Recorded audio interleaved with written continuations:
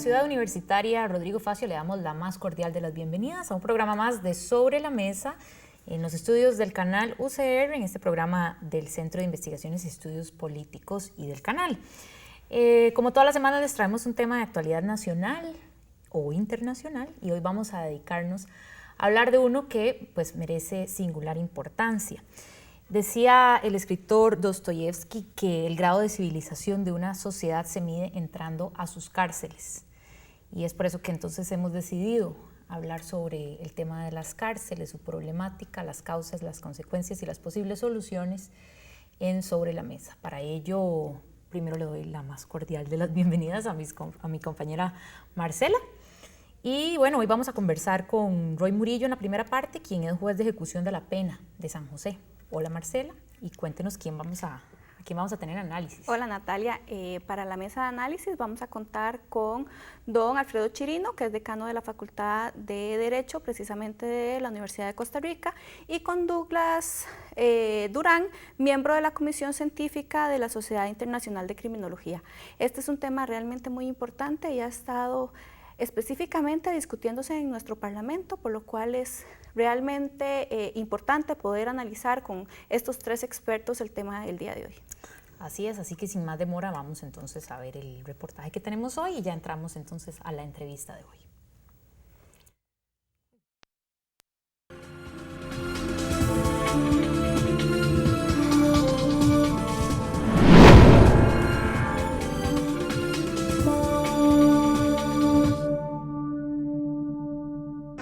El guardián visitó la unidad de admisión. Desde el año 2005, la población privada de libertad en Costa Rica ha crecido hasta en un 50%. Actualmente existen más de 13.500 personas cumpliendo pena en centros penitenciarios. Esto constituye el doble de hace 5 años y sobrepasa significativamente la capacidad de las cárceles en el país. Desde la creación de los tribunales de flagrancia en el 2008, la cantidad de casos se incrementó significativamente. Parte de los objetivos de estos tribunales es la de resolver de forma expedita los delitos que llegan a esta instancia.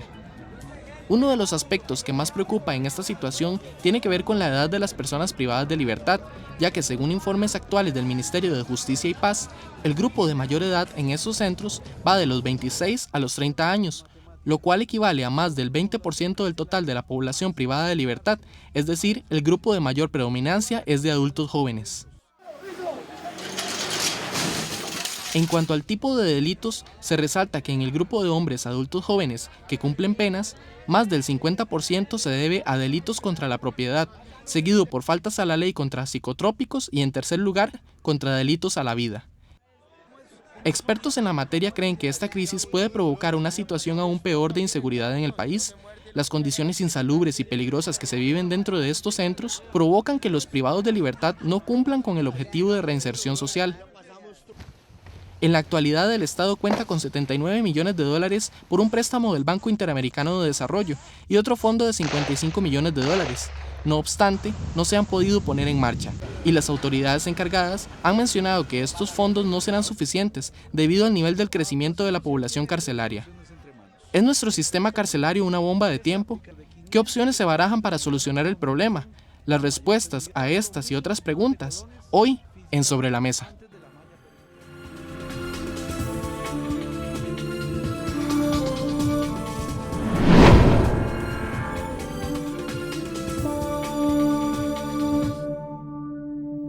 Como usted pudo ver en nuestro reportaje inicial, la situación de las cárceles en Costa Rica es bastante crítica y por eso entonces decidimos hoy hablar con algunos especialistas que nos ayuden a entender esta situación. En la primera parte tenemos a Roy Murillo, quien es juez de ejecución de la pena de San José. El año pasado él dictó un polémico fallo por el cual ordenó no llevar más presos a la unidad de admisión de San Sebastián y enviar a 370 condenados que estaban en esa cárcel a otros centros penales. Para ello, otro grupo de 370 reclusos próximos a cumplir sus penas fueron beneficiados con un régimen de confianza. Su análisis lo basó en que el hacinamiento es ilegal y contrario a la dignidad humana. Buenas noches, don Roy. Muchas gracias por estar en Sobre la Mesa. Buenas noches. Veíamos en el reportaje y en general cuando se habla del tema de las cárceles que el hacinamiento es siempre mencionado como el principal problema que enfrenta nuestro sistema penitenciario y una situación de suprema urgencia. Sin embargo, el país ha tomado algunas medidas, como las que vimos en el reportaje, que hacer la prisión preventiva más extensiva, la entrada en vigencia de los tribunales de flagrancia, las penas por incumplimiento de la ley de tránsito o la cárcel por no pago de la pensión alimenticia, que hace que mucha gente vaya a la cárcel y que pues aumente el número de reclusos. Y todas estas medidas en general, ¿verdad?, que hacen que parecen encaminadas a que ese número siga aumentando. ¿No es esto una contradicción? Bueno, definitivamente el problema del hacinamiento es un problema de Estado y las políticas estatales van encaminadas, como usted lo dice, al incremento de la población penal.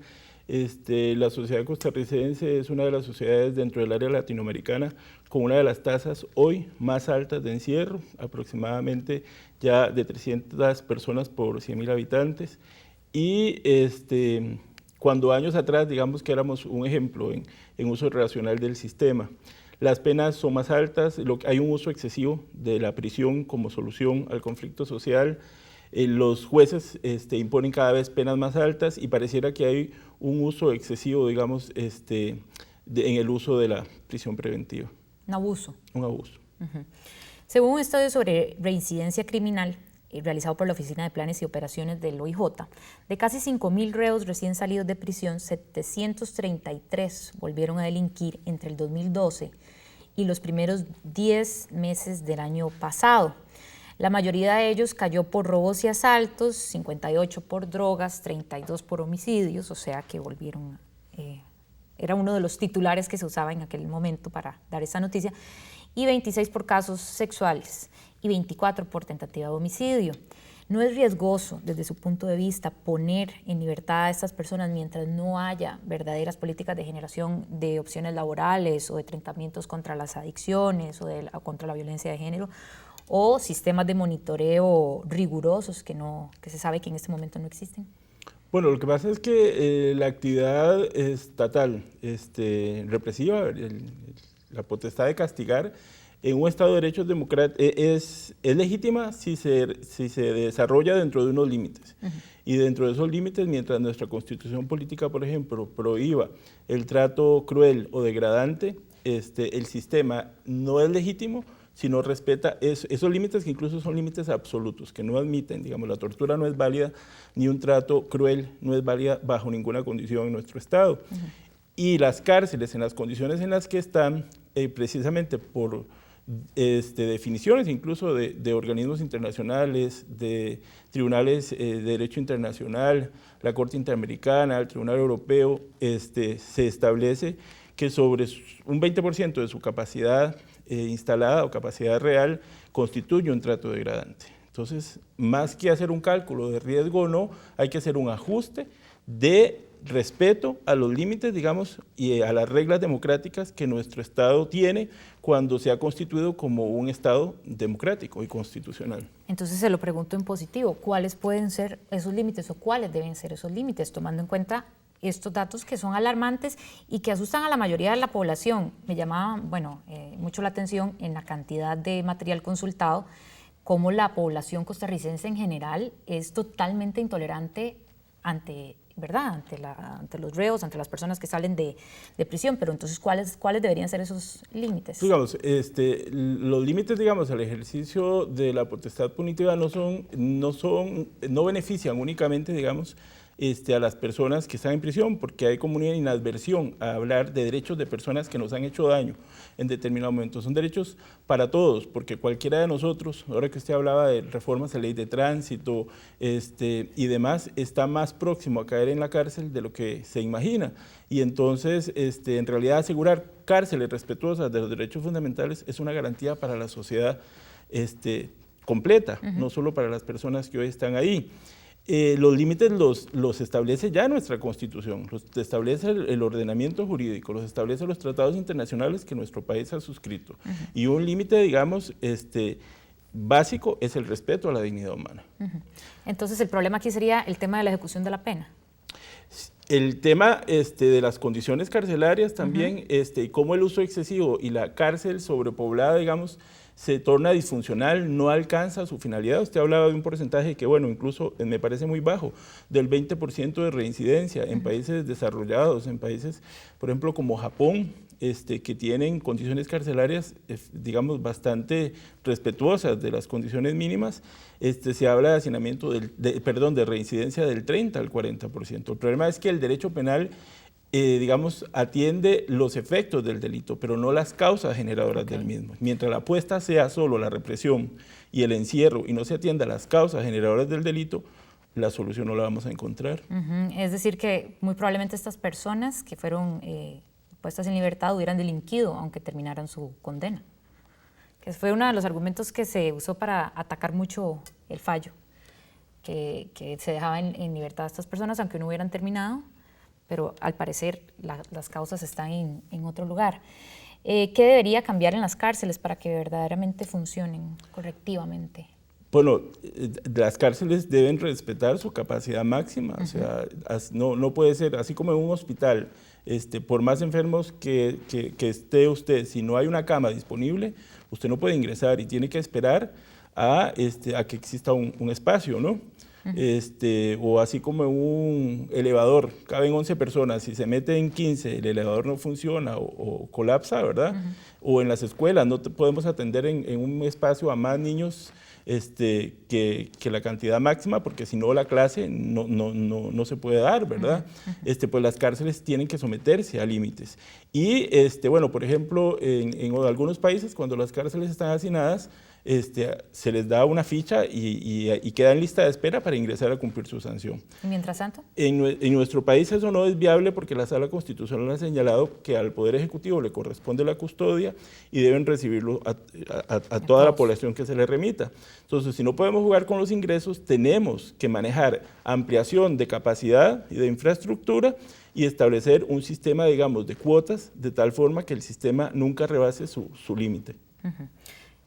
Tenemos que hacer una pausa, pero en el siguiente bloque quiero que hablemos un poco de las soluciones que se han planteado y que se deberían plantear para corregir esta situación. Estamos en Sobre la Mesa hablando sobre la situación de las cárceles en Costa Rica. Ya regresamos.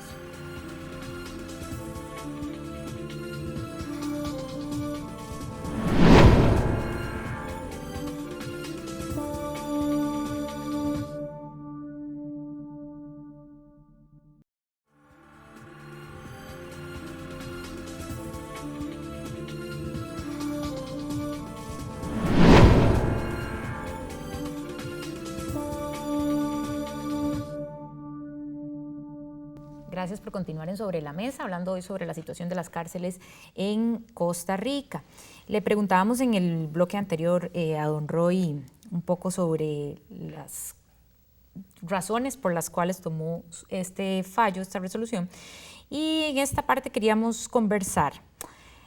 A finales de la administración anterior, el Ministerio de Justicia tomó la valiente, digo yo, y acertada decisión de erradicar las coachas que se habían construido por los reos en la Reforma los fines de semana para recibir a las visitas desde hace varios años.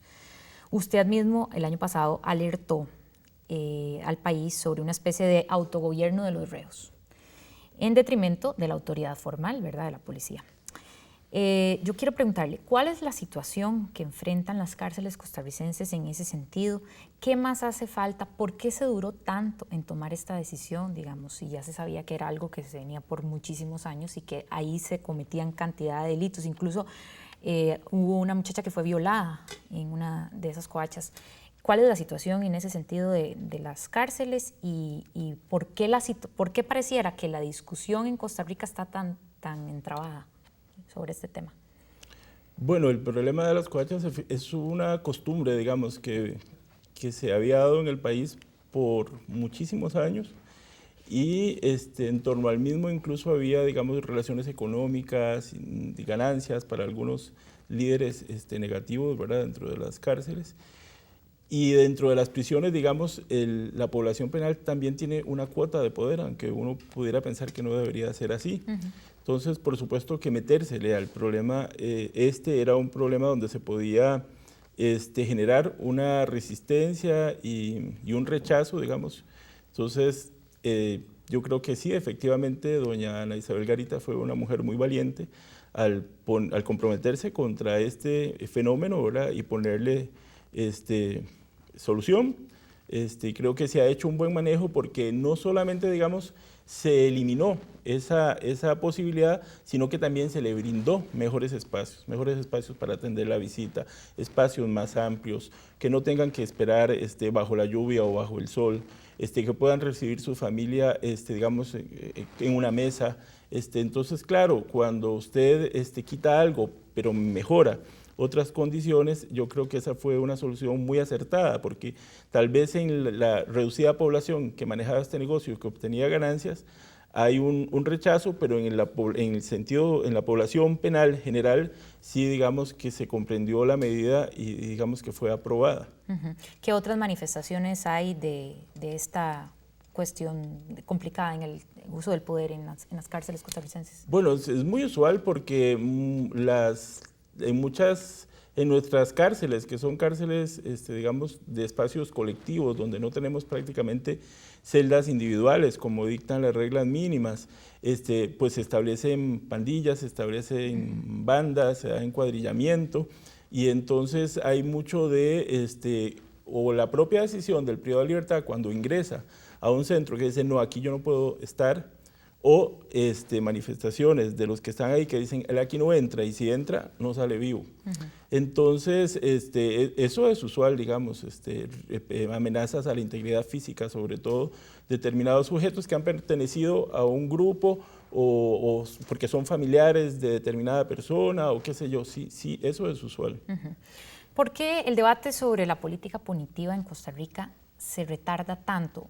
Parece retardarse tanto a pesar de que desde hace varios años se viene hablando de toda esta problemática, desde hace mucho tiempo. Se debate porque no genera, digamos, no es bien recibido en los medios de comunicación y en las masas, que más por desinformación, pienso yo, este tipo de medidas. Entonces es muy fácil comprometerse con un mensaje de mano dura, de guerra contra la delincuencia, de protección a los buenos y dictar medidas populistas sin ningún respaldo técnico, como el que ha sustentado todas las contrarreformas en materia procesal, en materia sustantiva, reduciendo beneficios, aumentando penas de 25 a 50 años, reduciendo el beneficio de descuento de la pena en el artículo 55 del Código Penal, aumentando delitos, aumentando penas, poniendo penas más altas. Eso complace la demanda colectiva, entonces quedó bien, no me enfrento a ellos, sino que me adhiero a esas demandas. Pero el juez no está para atender, digamos, ese tipo de demandas. El juez está para primero hacer respetar la ley, respetar la Constitución, y un juez que se aparte de la misma, yo pienso que es un juez traicionero de nuestro sistema democrático. ¿Cuál es el papel del juez y cuál es la función del juez? Ahora, está claro que estas soluciones esas medidas no son solución al problema, todas las que usted acaba de mencionar. Pero entonces le pregunto, ¿están las instituciones sociales en Costa Rica que son las responsables de prevenir este tema, tratándolo adecuadamente? ¿O qué hace falta? Hace falta que nos hagamos un replanteamiento de nuestra política punitiva y que lo hagamos en serio y que lo hagamos con un respaldo técnico y que lo hagamos viendo números. El incremento de las penas y el uso excesivo del sistema, lo que ha generado es hacernos un problema más grande, y vea los niveles de reincidencia de los que usted hablaba. Entonces, no puede ser, porque además es muy caro mandar a la gente a prisión, mantener a la gente en prisión, donde usted la tiene que alimentar, que resguardar, que proteger, que llevar al hospital, y que la gente, por robarse una lata de atún o una bolsa de arroz, vaya a prisión. Estas penas muy breves son, digamos, en absoluto se alcanza la finalidad resocializadora. Y estas penas excesivas que tenemos también, digamos, son contraproducentes. Entonces yo creo que tiene que haber un análisis de reflexión, de darle un carácter más humanitario y racional a la política represiva. Por ejemplo, en materia de narcotráfico, que tenemos un alto porcentaje en hombres, usted hablaba del segundo lugar, y en población femenina incluso ocupa el primer lugar de la pirámide, digamos, de tipos de delito. los mínimos de 8 años de prisión no permiten un ajuste, digamos, o una aplicación justa, valorando cada caso concreto, cuando en la mayoría, por ejemplo, de estas mujeres que están por introducción de droga o venta, hay todo un combo de exclusión, de marginación, de pobreza, de analfabetismo, de violencia, y sencillamente los jueces no pueden hacer ese ajuste porque ya se termina imponiendo el mínimo de 8 años. Nosotros hacemos en el juzgado conversiones de pena, costarricenses que han sido sentenciados en otros países y solicitan el trámite para terminar de descontar acá, y cuando uno ve los montos de sanción que por tráfico tienen, por ejemplo, en España, de pena de 4 años, pena de 5 años, en Argentina apenas de 3 años, versus un mínimo de 8 años en Costa Rica, realmente la política antidrogas tiene una causa directa con el hacinamiento carcelario. Claro. Bien, se nos acabó el tiempo, lastimosamente. Nada más le voy a preguntar rápidamente. Hace unos meses, Garavito de Punta Arenas se convirtió en la primer sede de unos centros cívicos para la paz, un programa del Ministerio de Justicia y Paz en conjunto con el Ministerio de Cultura que pretende un poco incentivar la prevención de la violencia y la promoción de la inclusión social. Vienen otros en Aguasarcas, en Pocosí. ¿Qué opinión le merecen estos centros cívicos y conoce el modelo? ¿Le parece que es el adecuado para la prevención? Pero lo conozco poco en realidad porque es parte del proyecto BIT, ¿verdad? Entonces, cuando hemos ido a hablar de las unidades productivas y de la ampliación de infraestructura a través de este proyecto, nos hablan un poco de los... Pero definitivamente invertir en prevención, invertir en espacios comunes para nuestros jóvenes, en darles opciones, digamos, para la recreación, para la cultura, para la educación, es lo mejor que el Estado costarricense, si quiere controlar el fenómeno de la delincuencia, puede hacer. Gracias, don Roy. Más adelante tendremos nuevamente a don Roy en el espacio de réplica, pero ahora es el turno de que nos vayamos al panel de análisis donde don Douglas Durán y don Alfredo Chirino conversarán con Marcela. Estamos en Sobre la Mesa, ya volvemos.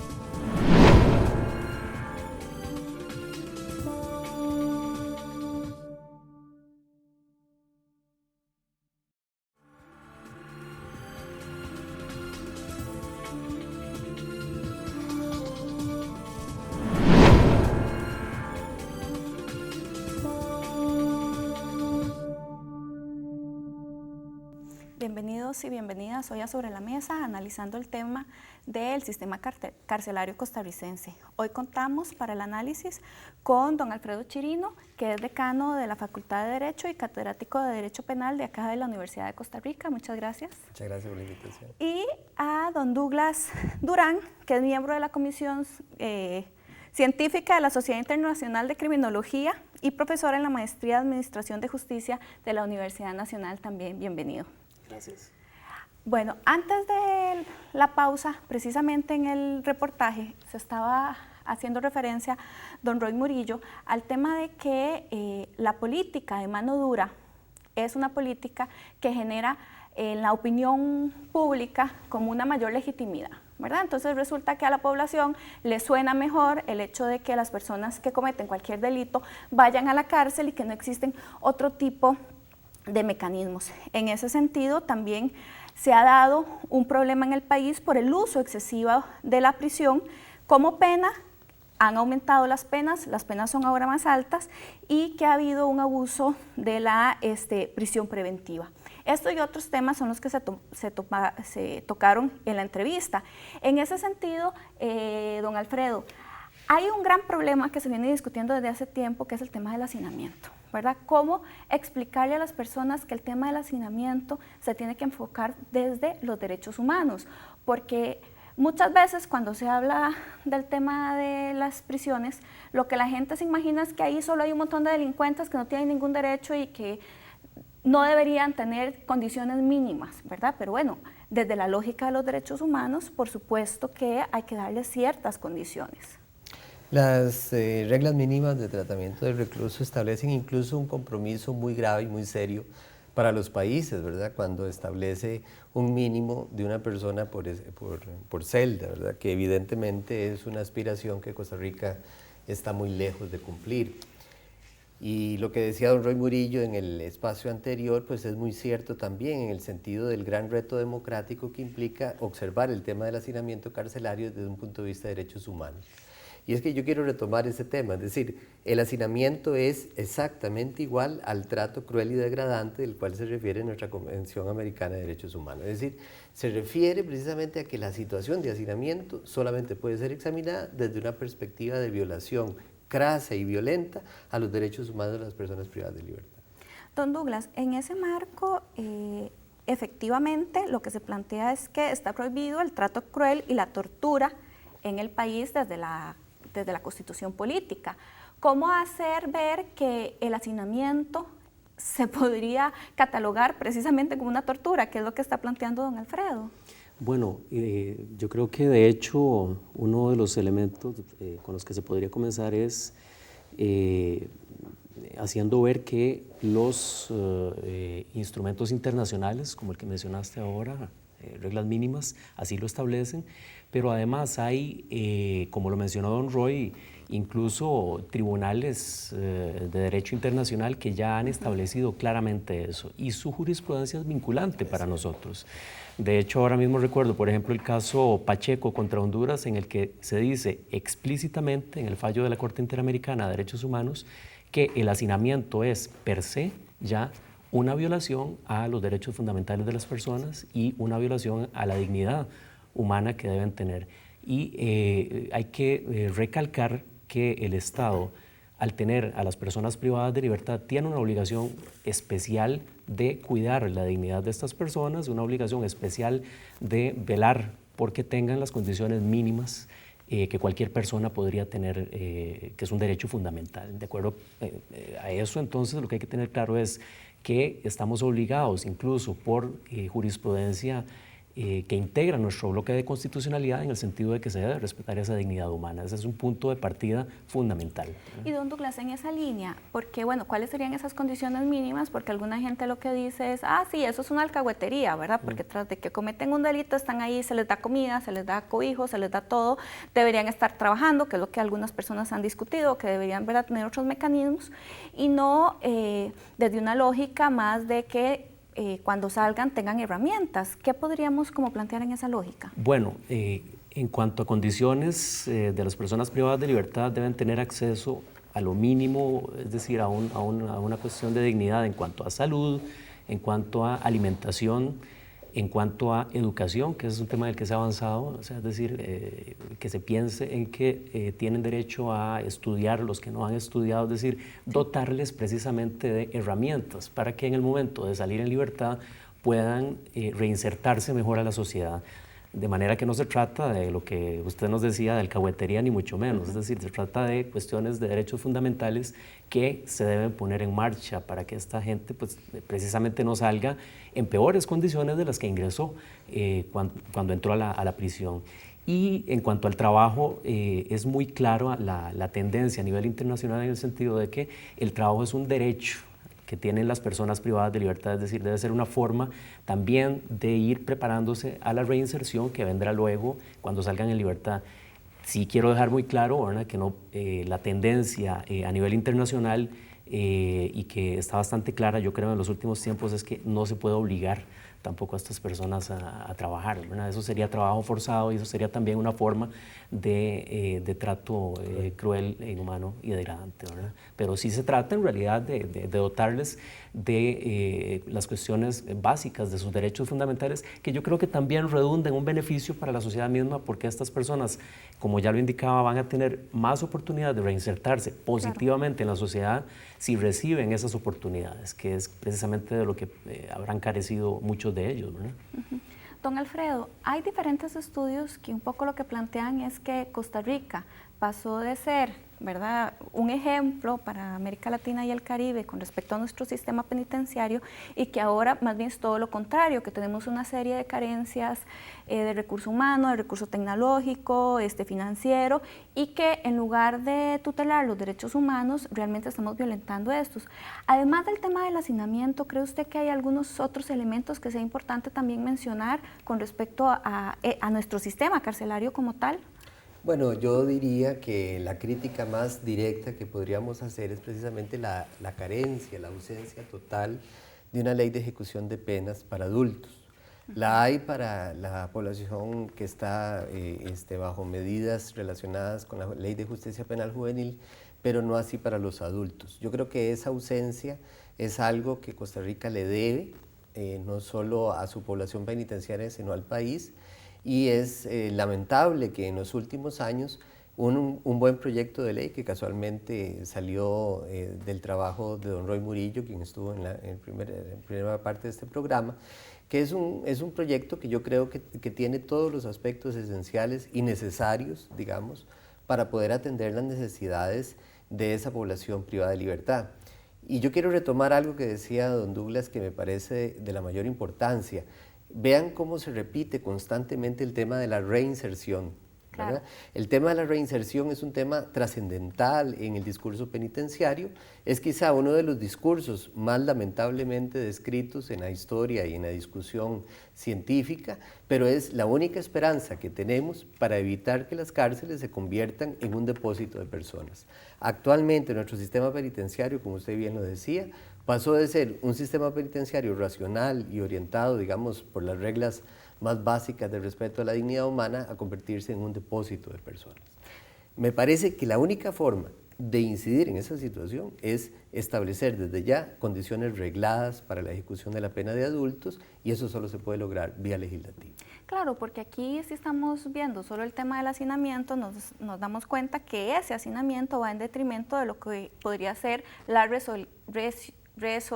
ya no pude, exactamente. La resocialización. ¿Verdad? Y entonces más bien ahora resulta que nuestras cárceles lo que se están convirtiendo es en escuelas de crimen, por decirlo de alguna manera, ¿verdad? Que la gente sale, vuelve a ingresar, ¿verdad? Y en realidad esto no nos ayuda, ¿verdad? ¿Cómo podríamos buscar elementos, además de lo que usted está planteando, para que las cárceles no sean una escuela, sino que sean más bien un trayecto para una mejor vida? Bueno, es que yo creo sinceramente en que el planteamiento que se hacía en la primera parte del programa es correcto. Es decir, las políticas estatales tienen que estar dirigidas a evitar que la persona llegue a prisión. Es decir, exacto, a evitar de antemano que la única medida en manos del Estado para ejercer su poder punitivo sea la ejecución de una pena privativa de libertad. Eso significa que nuestro marco de posibilidades sancionatorias tienen que incluir alternativas a la prisión. Usted plantea en este momento, debido al discurso punitivista, populista y terriblemente de enemigo que tenemos en este momento en el discurso legislativo, esperamos que esta asamblea que recién comienza su trabajo siga una dirección distinta, esa es nuestra esperanza, pueda en este momento romper esa idea de que la única manera que tenemos para responder al delito, de reaccionar frente a sus consecuencias, pero no a sus causas, sea con la pena privativa de libertad. Me parece que aderezado al tema de una ley de ejecución de las penas para adultos, debería de haber una revisión de nuestro Código Penal para introducir un marco sancionatorio que establezca más posibilidades alternativas antes de que el Estado decida, es decir, que un juez decida, establecer la pena privativa de libertad para una persona. Siempre será necesario, pero hay para una población de personas jóvenes, que son cada vez más jóvenes que cometen delitos, se necesitan más opciones alternativas antes de decidir su prisión. Don Douglas, ¿está usted de acuerdo con don Alfredo? ¿Coincide? Sí. ¿Tiene alguna otra cosa que agregar?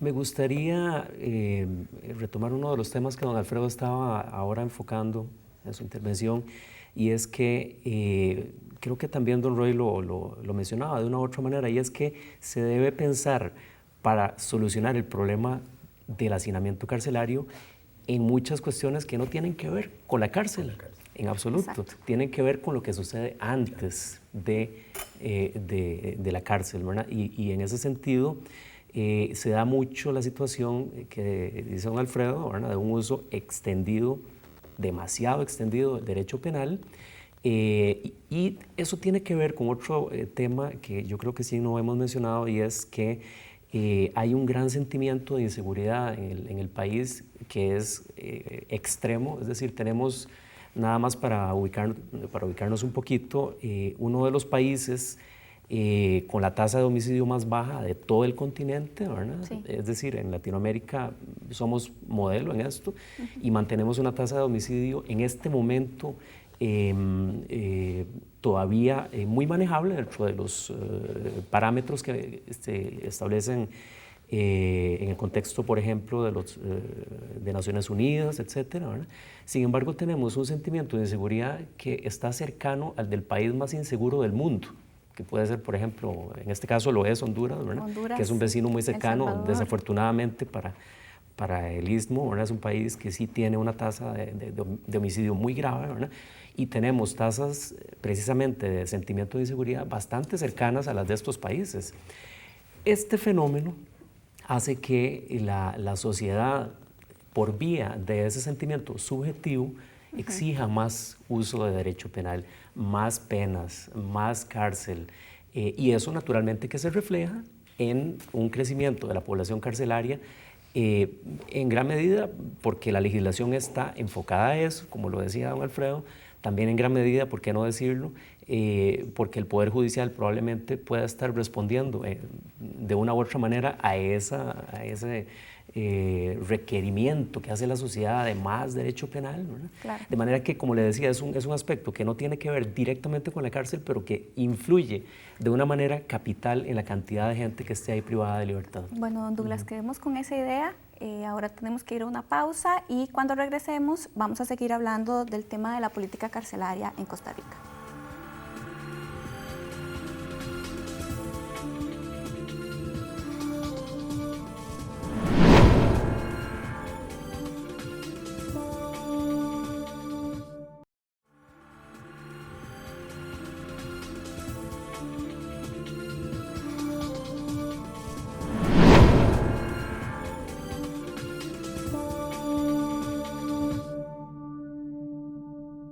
Don Roy Murillo, juez de ejecución de la pena, nos acompaña ahora en el set, pues tiene su derecho a réplica. En realidad la conversación ha ido muy por la misma línea de lo que hablábamos al inicio, pero quería que puntualizáramos tal vez, don Roy, usted que es bastante experto en el tema, ¿cuáles serían las posibilidades de penas alternativas para no tener que mandar a todo el mundo a la cárcel en estos casos? Yo creo que es necesarísimo, digamos, ampliar el abanico de sanciones. En las últimas, digamos, proyectos que han llegado a ser ley, penalización de la violencia doméstica, ley de tránsito, se establece ya, digamos, pero no hay una estructura coherente, digamos, sino que está dispersa. Yo creo que se necesita una reforma al régimen de sanciones en la parte sustantiva, ¿verdad? Nuestro Código Penal. Pero al mismo tiempo nada hacemos que incorporarlas y las sanciones siguen teniendo como única solución la prisión. En más de un 90-95%, si usted hace un estudio de cuál es el castigo para el delito, la única, digamos, se dice que la prisión es la reina de las sanciones porque es prácticamente la única sanción. Entonces los jueces no tienen esa capacidad. Igualmente yo pienso que no solo penas alternativas, que es necesarísimo, sino que es necesaria una discusión sobre el mínimo legal. Yo creo que se han dado estas medidas un poco como desconfiando incluso en las soluciones judiciales. La solución judicial es una solución realmente garante porque es una solución controlada. El juez no no toma su decisión sin control.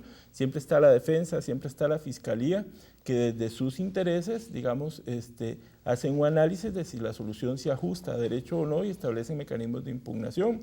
Entonces, ¿por qué desconfiar del gobierno de los jueces? ¿Por qué establecer estos montos de pena mínimos tan altos que no permiten hacer justicia en el caso concreto? Entonces, yo creo que vale la pena tratar de eliminar los mínimos legales para tratar, sí establecer un máximo, por supuesto, ¿verdad? Para tratar de emplear los poderes de discrecionalidad y valorar además a la hora de determinación de la pena, todos los antecedentes que las personas tengan. No se trata de justificar el delito, pero sí comprender las condiciones de cada una de estas personas. Bien, gracias, don Roy. Marcela, ¿qué le parece a nuestros panelistas esto que acaba de decirnos don Roy? Bueno, antes de la pausa también estábamos un poco conversando con respecto al tema del sentimiento de inseguridad de la población costarricense, que lo que también genera es que en alguna medida soliciten que haya más más prisión para las personas que delinquen. Y bueno, un poco don Roy también planteaba en que no puede ser esa la gran solución. ¿Ustedes están de acuerdo? Bueno, en realidad por un poco lo que hemos conversado, que vamos más o menos en la misma línea, pero ¿cuáles opciones tendríamos, verdad, que es lo que hemos conversado, para que las personas entiendan que no van a la cárcel solamente los delincuentes peligrosos, ¿verdad? Que es un poco también lo que decía don Roy, porque cuando uno habla con respecto a este tema, la población en general dice, no, pero es que ahí porque cometen tal o cual delito, casi que no son personas, y no hemos logrado entender que por diferentes circunstancias una persona común y corriente podría ir, ¿verdad?, a ser privado de libertad. En ese sentido, don Douglas, ¿usted qué nos podría decir? Bueno, el tema es importante. Yo creo que empieza por hacer conciencia en la población, en el sentido de que los derechos de los ciudadanos son para todos y no solamente para las personas que están en prisión, claro, o solamente para los que estamos afuera, ¿verdad? Es decir, la judicatura, la administración penitenciaria, etcétera, es decir, todos los eslabones del sistema penal están en la obligación de tutelar los derechos, insisto, de todas las personas, ¿verdad? La vulneración que ha habido en los últimos tiempos, o más bien la disminución que ha habido en los últimos tiempos, por ejemplo, en cuanto al derecho adjetivo, el tema de las garantías procesales, el aumento de las penas, etcétera, es una circunstancia que afecta a toda la población. Afecta porque, por ejemplo, tenemos hacinamiento carcelario, es decir, nosotros en el último quinquenio hemos tenido un crecimiento del 40% en la población carcelaria de este país. Tenemos una sobrepoblación penitenciaria que ya está por más de 130 por cada 100 cupos. Es decir, esa situación nos afecta a todos, ¿verdad? Y eso se refleja también en la sociedad que está fuera del sistema carcelario. Es decir, todo esto tiene consecuencias en la sociedad abierta, ¿verdad? Yo creo que habría que también concienciar a la población en el sentido de que esa situación que ahí se da nos afecta a todos, ¿verdad? Bueno, y también yo revisando algunos datos me encontré que en general casi el 60% de la población carcelaria en el país es de personas menores de 35 años. Es decir, que el porcentaje más alto de personas que están en el sistema carcelario son personas jóvenes, ¿verdad? Entonces, ahí podríamos hablar de que hay todo un sistema de exclusión que hace que estas personas vayan a terminar en el sistema carcelario, y además, ¿qué vamos a hacer con estas personas? Porque son personas que van a salir, ¿verdad? No es que van a morir en la cárcel o que van a estar ahí, eso es en realidad lo que no se quiere. Don Ruy, don Douglas, quería decir algo. Yo quería agregar algo a lo que mencioné ahora en relación con la conciencia que debería tener la sociedad respecto de esta situación problemática, y es que ya se ha demostrado, y eso está clarísimo, que es mucho menos caro hacer prevención, claro, que invertir después en construcción de prisiones, por ejemplo. En este momento, por lo que nos decía don Roy, es inevitable tener que construir más infraestructura y eso es carísimo, ¿verdad? Es decir, al Estado eso le cuesta muchísimo dinero, que es dinero de todos los contribuyentes, y por supuesto el primer punto que aquí hay que analizar es el de la dignidad humana, es decir, un aspecto ético, ¿verdad? Pero una forma también de concienciar a la gente sería hacerle ver eso, ¿verdad? Porque la investigación criminológica ya ha demostrado que es mucho más rentable invertir en prevención que después en represión. O sea, eso está más que demostrado con muchísima investigación empírica, y yo creo que eso también podría ser una herramienta útil para hacerle ver a la sociedad que sería mejor hacer las actividades que se mencionaban al final del primer bloque, que creo que eran actividades con jóvenes, dar oportunidades de esparcimiento, de educación, por supuesto, y eso va a salir mucho más razonable desde el punto de vista de inversión social que después gastar toda esa plata en prisiones. Claro. Y don Alfredo, un poco abusándome de que usted sea catedrático en Derecho Penal, hace unos días hablaba con unos expertos españoles que estaban haciendo un análisis comparado de las legislaciones penales en Centroamérica, y un poco lo que planteaban era que en Costa Rica el problema grande que ellos podían visualizar es el hecho de que todas las penas son iguales, ¿verdad? No se ve como las condiciones de vulnerabilidad que tiene la persona cuando comete el delito, sino que, bueno, el delito fue y es tanta la pena y no hay como un margen ahí de maniobra, sino que de una vez van a la cárcel. Y eso es un poco también la discusión que se dio para la reforma del artículo 77 bis de la Ley de Psicotrópicos con respecto a las mujeres que introducían droga a los centros penales, porque entonces era la pena máxima, y cuando después se ponían a analizar cuáles eran las condiciones en las cuales las mujeres introducían esta droga, se daban cuenta que estaban en condiciones de violencia intrafamiliar, que estaban en condiciones de absoluta dependencia económica, etcétera, etcétera. En ese sentido, ¿cómo podríamos también trabajar con las personas que trabajan en el derecho penal para, no sé si sería exactamente una reforma o hay alguna discusión en ese marco para ver, ¿verdad?, cómo podríamos plantear algún tipo de solución? Sí, este estudio al que usted me hace referencia es muy interesante porque estoy seguro que los colegas europeos se deben de haber sorprendido de dos fenómenos. Uno, cómo se parecen nuestras legislaciones penales, claro. Y en segundo lugar, cómo todos los códigos penales de Centroamérica representan, todos ellos, una única orientación, que es la represividad material. Es decir, todos los códigos penales de la región lo que representan es básicamente mínimos penales más altos y máximos penales ya absolutamente inhumanos. Claro. De hecho, el debate sobre penas de 25 a 50 años de prisión es simplemente incuestionable para cualquier persona que nos observe desde Europa. Es decir, 50 años de prisión es en cualquier contexto una pena inhumana, cruel y degradante. Claro, pero si uno le pregunta aquí a la población y dice, ¿cómo? Pero 50 años no es mucho, ¿por qué no pena máxima de por vida? Y uno dice, bueno, de por vida se imagina. Tenemos 50 años de prisión. Lo tenemos porque los diputados se plantearon, ¿qué es eso que tenemos una pena de 25 años y nadie la cumple, solo cumplen 12 o la mitad? Pongámosle 50 para que cumplan por lo menos 25. Ese fue el argumento aritmético de una lógica absolutamente deleznable, la que llevó a nuestros legisladores a aumentar la pena a 50 años de prisión, simplemente para tratar de evitar que el uso de beneficios penitenciarios redujera el monto de pena que querían. Y hay algunos que cacarean por ahí la idea siguiente: las penas deberían de ser la mitad, pero que se cumplan día con día, como si el castigo inexorable de tener a una persona depositada en una cárcel día con día cambiara las posibilidades de reinserción. Y eso es falso. Es cierto lo que plantea don Douglas y lo que también mencionaba don Roy, en el sentido de que la sociedad ganaría más trabajando antes de que la persona llegue a prisión.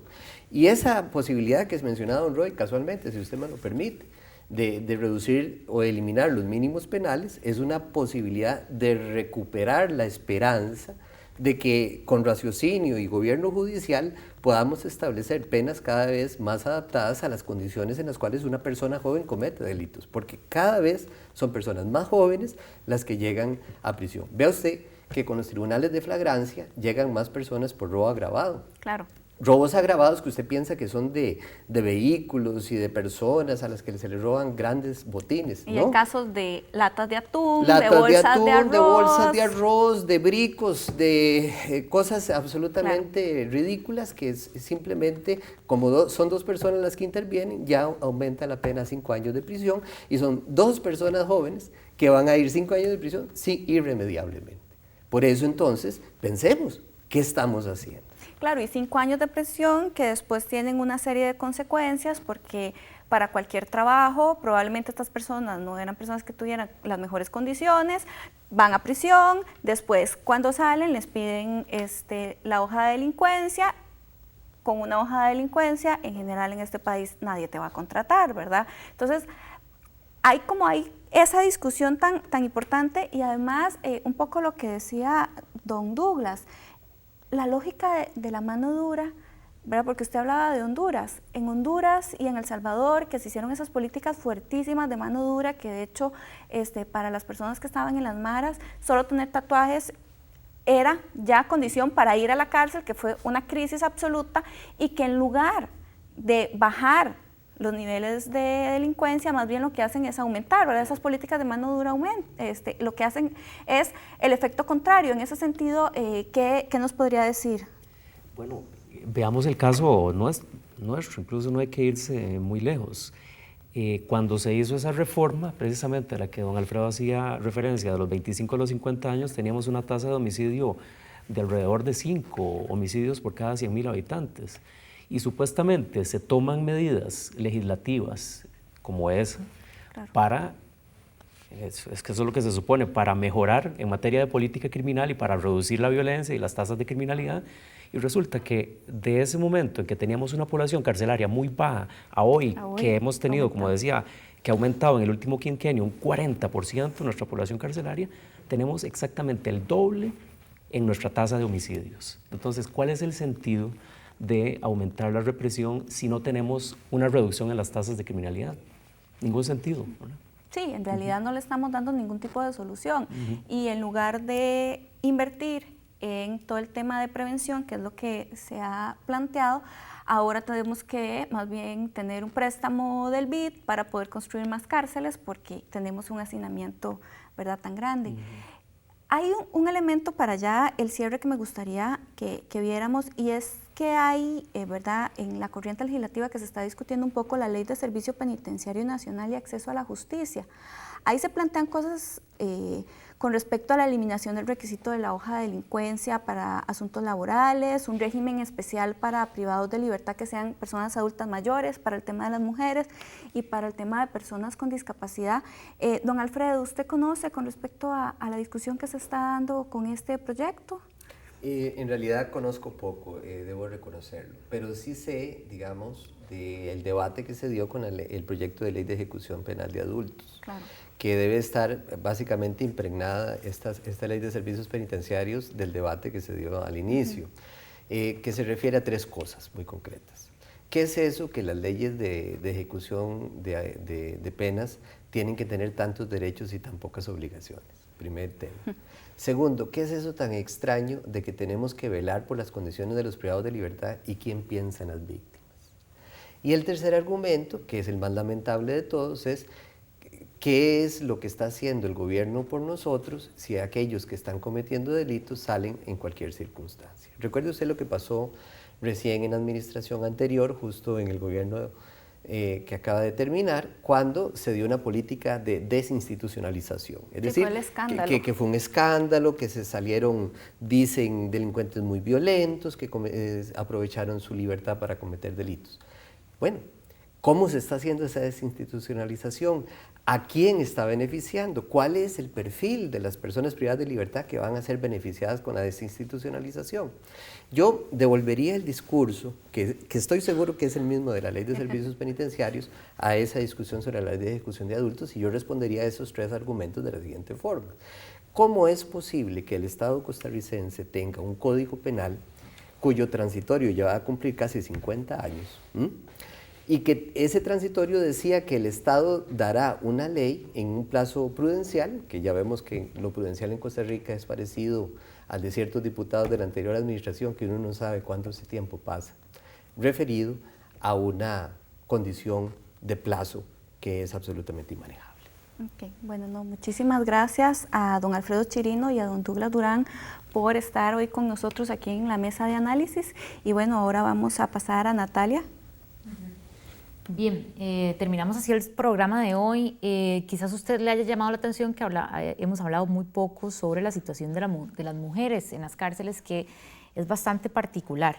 De eso vamos a hablar entonces la próxima semana. Nos visitará una experta española, Cristina Mayordomo, quien hará una evaluación por distintas cárceles y pues un poco se referirá a cuál es la situación que enfrentan las mujeres en nuestro sistema penitenciario.